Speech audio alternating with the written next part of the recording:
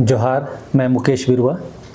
ये 22 वर्षीय मौरी पार्टी की सांसद हाना रावी की मैपी क्लार्क हैं।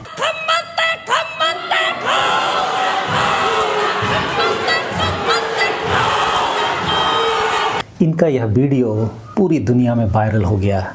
मैं यह वीडियो झारखंड से रिलेट करने के लिए बना दे रहा हूँ। ये भी आदिवासी हैं न्यूजीलैंड के। ये लोग मौरी आदिवासी हैं। वहाँ पर भी 184 साल पहले ब्रिटिश और मौरी आदिवासी समुदाय के बीच एक संधि हुई थी, जिसे बदलने की कोशिश वर्तमान न्यूजीलैंड सरकार ने की। इस संशोधन विधेयक पर अपनी पार्टी के वोट के बारे में पूछे जाने पर देश की सबसे कम उम्र की 22 वर्षीय मौरी पार्टी की सांसद हाना रावी मैपी क्लार्क ने विधेयक के विरोध में पहले तो उन्होंने विधेयक को फाड़ा, फिर हाका नृत्य किया। हाका मौरी पहचान के लिए गहरे सांस्कृतिक महत्व का है और पारंपरिक रूप से युद्ध के समय में योद्धाओं द्वारा या किसी अन्य जनजाति का स्वागत करने के लिए गाया जाता है या किया जाता है। इन बातों पर आप गौर कर सकते हैं कि यह नृत्य मौरी लोग युद्ध के मैदान में योद्धाओं द्वारा या किसी अन्य जनजाति का स्वागत करने के लिए, किसी दीकू का स्वागत करने के लिए नहीं, किसी गैर आदिवासी का स्वागत करने के लिए नहीं करते हैं। लेकिन आज पूरे विश्व में आदिवासियों के नृत्य को मुजरा बना के रखा गया है। मैं इसके सख्त खिलाफ हूँ। आप भी अपनी राय बता सकते हैं। तो न्यूजीलैंड पर्यटन की वेबसाइट के अनुसार हाका शारीरिक कौशल का प्रदर्शन था, लेकिन सांस्कृतिक गौरव, शक्ति और एकता का प्रतीक भी था।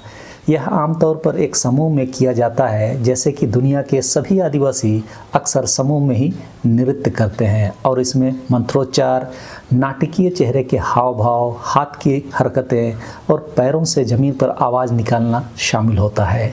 हाल ही में 2019 में हाका ने वैश्विक सुर्खियां बटोरी, जब विभिन्न स्कूलों के छात्रों, जिसमें गैर मौरी भी शामिल थे, ने इसके माध्यम से क्राइस्टचर्च गोलीबारी में मारे गए अपने साथियों को श्रद्धांजलि दी। मौरी संस्कृति में कई तरह के हाका किए जाते हैं।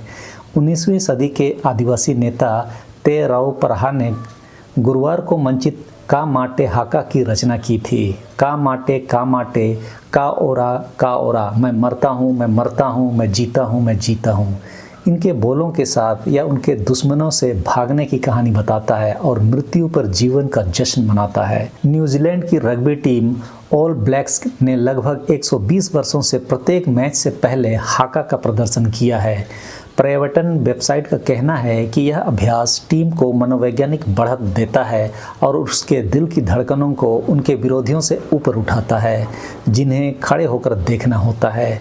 लेकिन परंपरागत रूप से हाका सांस्कृतिक गौरव, शक्ति और एकता दिखाने के लिए किया जाता है।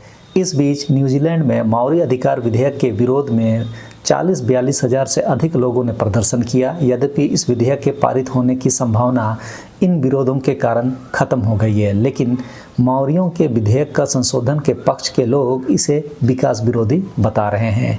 यह ठीक उसी तरह की बात हो गई जब भाजपा की रघुवर दास सरकार ने CNT एक्ट और SPT एक्ट में विकास के नाम पर संशोधन की कोशिश की थी। रघुवर दास की भाजपा सरकार ने भी आदिवासी जमीन का कानून, CNT एक्ट और SPT एक्ट को विकास विरोधी बताया था। वही बात न्यूजीलैंड की सरकार के सहयोगी विकास विरोधी संधि कहकर उस पर संशोधन बिल लेकर आए थे, जिसके विरोध में लगभग न्यूजीलैंड की पूरी जनसंख्या का 20% जनजातीय समुदाय विरोध में उतर आया। मौरी आदिवासियों ने विरोध प्रदर्शन से पहले 9 दिन का मार्च, जिसे मौरी भाषा में हिकोई कहा जाता है, शुरू किया था, जिसमें हजारों लोग कस्बों और शहरों में रैलियों में शामिल हुए थे। वे लोग पंखों वाले सिर और पारंपरिक पोशाक पहने हुए थे और पारंपरिक मौरी हथियार लिए हुए थे।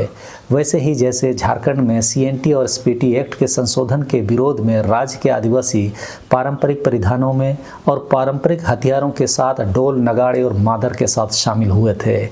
कई लोग टी-शर्ट पहने हुए थे जिसमें लिखा था संधि का सम्मान करें, और मौरियों की अपनी राष्ट्रीय ध्वज है, उसे लेकर वे लोग आगे बढ़ रहे थे।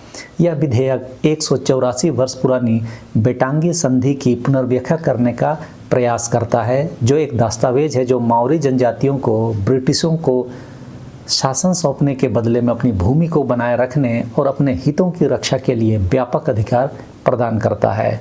यह दस्तावेज आज भी कानून और नीति का मार्गदर्शन करता है तथा न्यायालयों और एक अलग मौर्य न्यायाधिकरण के निर्णयों के माध्यम से पिछले दशकों में मौर्य अधिकारों और विशेषाधिकारों का विस्तार किया गया है।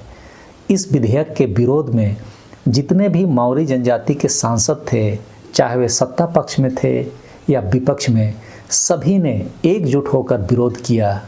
एक बार सोच कर देखिए, भारत में आदिवासी के मुद्दों पर पक्ष और विपक्ष के सांसद आदिवासी होने के नाते क्या ऐसा कर सकते हैं? शायद नहीं। यही समस्या है भारत की राजनीतिक व्यवस्था में।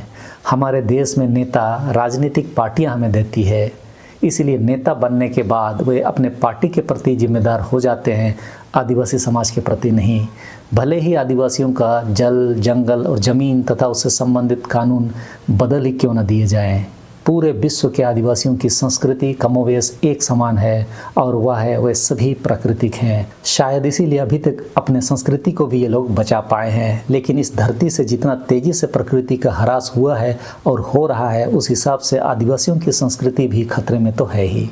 मेरी कोशिश यह है कि इस खतरे को पहली बात तो हमें समझनी है और नई पीढ़ी को उसके प्रति आगाह करना है, ताकि आने वाले समय में आदिवासी अपने प्राकृतिक रहवासों को बचा के रख पाए।